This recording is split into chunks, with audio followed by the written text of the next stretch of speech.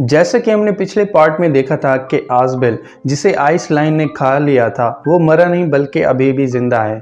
अब जब उसे होश आता है तो वह वहां से भागने की कोशिश करने लगता है, मगर उसके सामने एक आदमी आ जाता है जो हाईएस्ट लेवल ड्यूक यानी ड्यूक 7 सिल्वर होता है।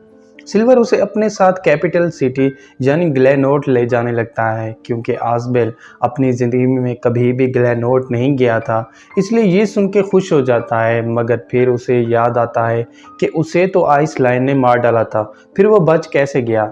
जिस पे सिल्वर उसे बताता है कि तुम आज से मेरे स्टूडेंट हो और आज से मैं तुम्हारी रक्षा करूँगा।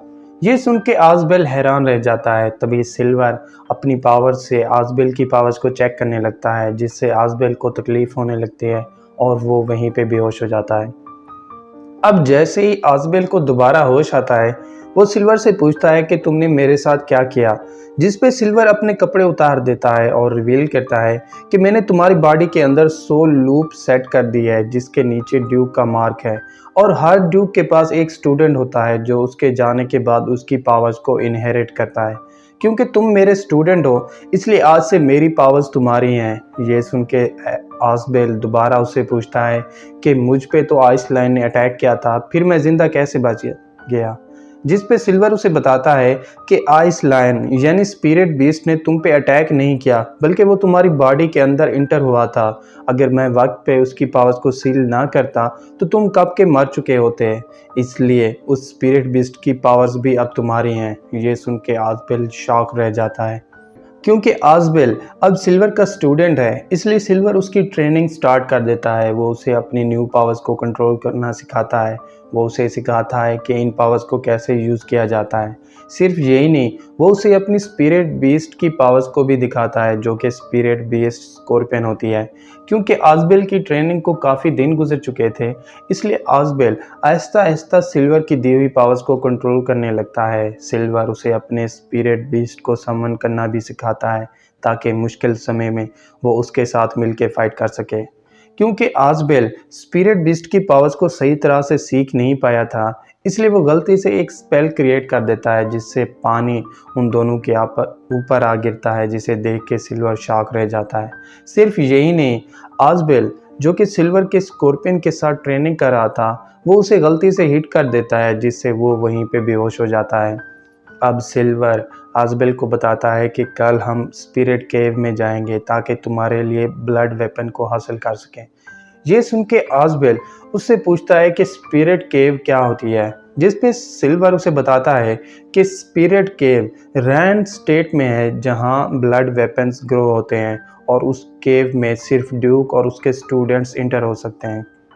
इसी बीच कैपिटल ग्रेनोल्ट में ड्यूक 5 की स्टूडेंट लोटस भाग रही होती है। एक लड़की उसका पीछा करती है, वो उसे पकड़ने की कोशिश करती है, मगर लोटस अपनी स्पिरिट बीस्ट को समन कर लेती है और उस पर चढ़ के वहाँ से चली जाती है।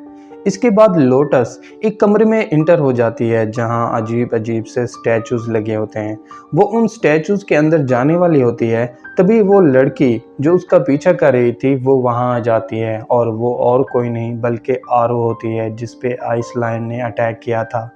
ये देख के लोटस उससे पूछती है कि तुम मेरे पीछे क्यों पड़ी हुई हो और मुझसे क्या चाहती हो। जिस पे आरो कहती है कि मैं ड्यूक 2 यानी डार्क की स्टूडेंट हूँ और मुझे तुम्हें मारने का ऑर्डर दिया गया है।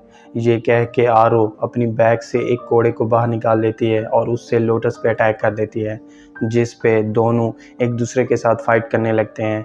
क्योंकि आरो ड्यूक 2 की स्टूडेंट थी और उसकी पावर ड्यूक 5 से कई गुना ज़्यादा थी, इसलिए आरो लोटस पे भारी पड़ जाती है। वो उसे मारने वाली होती है, तभी लोटस एक पोर्टल बना के उन स्टैचूज के अंदर चली जाती है।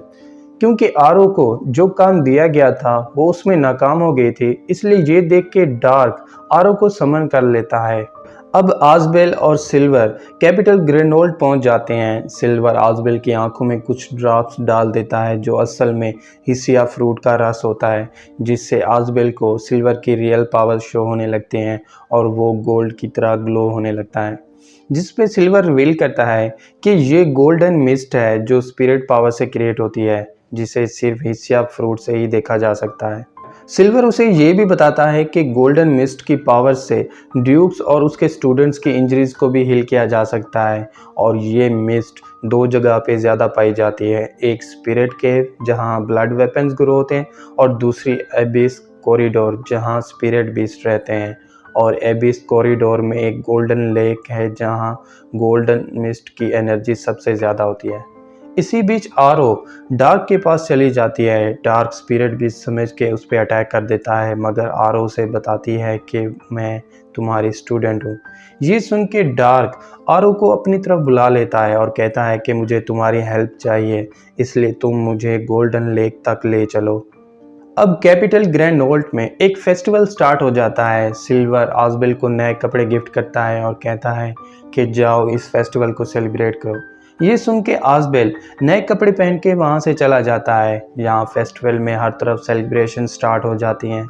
लोग फेस्टिवल्स को अपनी फैमिली और फ्रेंड्स के साथ सेलिब्रेट करने लगते हैं। आजबेल भी उनके साथ फेस्टिवल को एंजॉय करने लगता है। इसी बीच वहाँ पे फायर क्रैकर्स स्टार्ट हो जाते हैं जो उस फेस्टिवल की सेलिब्रेशंस को और ज़्यादा ब्यूटीफुल बना देते हैं। तभी आजबेल की नज़र कुछ लोगों पर पड़ती है जिनके साथ उनके स्पिरिट बीस्ट होते हैं। ये देख के आजबेल अपने स्पिरिट बीस्ट यानी आइस लायन को समन करता है। क्योंकि उन लोगों के स्पिरिट बीस्ट दिखने में बहुत बड़े थे, इसलिए आजबेल आइस लायन को कहता है कि तुम भी इनकी तरह बड़े हो जाओ। ये सुन के आइस लायन खुद को बड़ा कर देता है, जिससे आसपास की बिल्डिंग्स डिस्ट्रॉय हो जाती हैं और वो उनमें फंस जाता है, जिसे देख के सब शॉक रह जाते हैं। अब दोनों इस घटना के बाद उस फेस्टिवल को एंजॉय करने लगते हैं। तभी कैपिटल ग्रैंड नोल्ट का एक सैनिक वहां आ जाता है। उसे अपनी तरफ आता देख के आइस लायन उस पर अटैक कर देता है, मगर आजबेल उसे ऐसा करने से रोक लेता है, जिस पे वो सैनिक रिवील करता है कि वो यहाँ फाइट करने नहीं आया, बल्कि प्रिंसेस कीरा के लिए एक आदमी को ढूंढने आया है जो उसे अपनी एबिलिटी से इम्प्रेस कर सके और उसके साथ शादी कर सके। क्योंकि तुम मुझे बहुत अच्छे लगे, इसलिए मैंने तुम्हें अप्रोच किया। ये सुन के आजबेल उसके साथ जाने से इनकार कर देता है। तभी कुछ शाइनिंग बर्ड्स वहां आ जाते हैं और उस पर अटैक करने लगते हैं।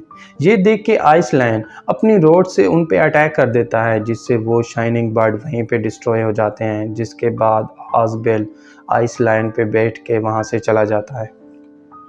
इसी बीच प्रिंसेस कीरा भी वहाँ आ जाती है। वो अपने सैनिक से पूछती है कि मुझे रिजेक्ट करने वाला आखिर था कौन, जिस पे सैनिक उसे बताता है कि वो उस आदमी को नहीं जानता। ये सुन के प्रिंसेस कीरा गुस्सा हो जाती है। अब आजबेल आइस लायन के साथ कैपिटल ग्रेनोल्ड को चेक करने लगता है। दोनों फ्लाई करके उस फेस्टिवल की सेलिब्रेशंस को देखने लगते हैं।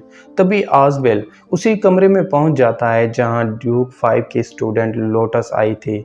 सिर्फ आजबेल नहीं, वहां प्रिंसेस कीरा भी आ जाती है, जिसके बाद रिवील होता है कि इस रूम में सिर्फ ड्यूक्स और उसके स्टूडेंट आ सकते हैं, क्योंकि इससे आगे स्पिरिट केव में जाने का रास्ता है। क्योंकि आजबेल ने कीरा को रिजेक्ट कर दिया था, इसलिए ये सोच के कीरा और ज़्यादा गुस्सा हो जाती है। वो अपनी पावर से उस पर अटैक करने लगती है। वो उसे मारने ही वाली होती है। तभी आजबेल उसी स्टैचू के पोर्टल में चला जाता है जहां लोटस चली गई थी, जिससे आजबेल स्पिरिट केव के अंदर पहुंच जाता है। क्योंकि आजबेल स्पिरिट केव में पहुंच चुका था, इसलिए ये देख के सिल्वर गुस्सा हो जाता है। वो उस रूम में आते ही कीरा पे अटैक कर देता है। कीरा अपनी पावर से उसके साथ फाइट करने की कोशिश करने लगती है, मगर सिल्वर जो कि एक ड्यूक था, इसलिए वो आसानी से उसके अटैक्स को डिस्ट्रॉय कर देता है। और इसके साथ ही पार्ट 2 यहीं पे एंड हो जाता है। तो दोस्तों, अगर आपको पार्ट 2 की एक्सप्लेनेशन अच्छी लगी हो तो चैनल को सब्सक्राइब और वीडियो को लाइक ज़रूर कीजिएगा। और अगर आप चाहते हैं कि मैं आगे के एपिसोड्स को भी एक्सप्लेन करूं तो कमेंट करके ज़रूर बताइएगा। Thank you.